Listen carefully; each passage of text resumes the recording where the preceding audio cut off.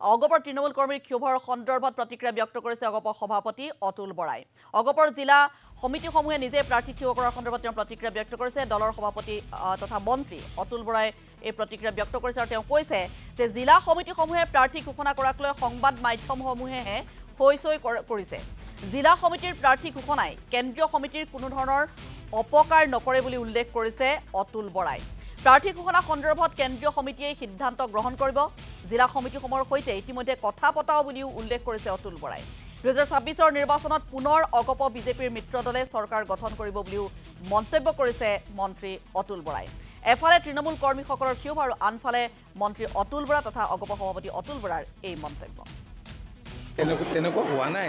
আপোনালোকে মিডিয়াবিলাকে আৰু অলপ বেছিকৈ বজাই থাকে, তেনেকুৱা হোৱা নাই। মই নিজেও খবৰ খাতি লৈছোঁ আৰু মইতো সেইদিনাই এই কথাখিনি স্পষ্টকৈ কৈছোঁ যে কেণ্ডিডেট সম্পৰ্কীয় বিষয়ে কেন্দ্ৰীয় সমিতিয়ে সিদ্ধান্ত ল'ব।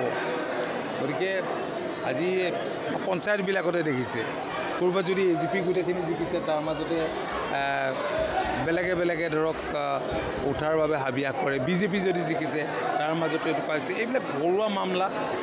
কাৰণ অগপ ভাৰতীয় জনতা পাৰ্টি আমাৰ মিত্ৰতা ইয়াত নতুন নহয়, পুৰণা মিত্ৰতা।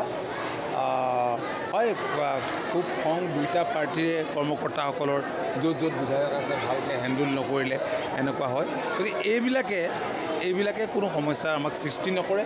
কাৰণ কংগ্ৰেছ দেশৰ স্বাধীনতা অনা দল। কংগ্ৰেছে যি অপশাসন দীঘলীয়া দিন দেশত আৰু ৰাজ্যখনত কৰিলে তাৰ পৰিণতি ভুগিছে। আৰু 26 ইলেকশ্যনত আমি ঐক্যবদ্ধভাৱে যুঁজি, ৰাইজৰ সহযোগিতাৰে ঐক্যবদ্ধভাৱে যুঁজি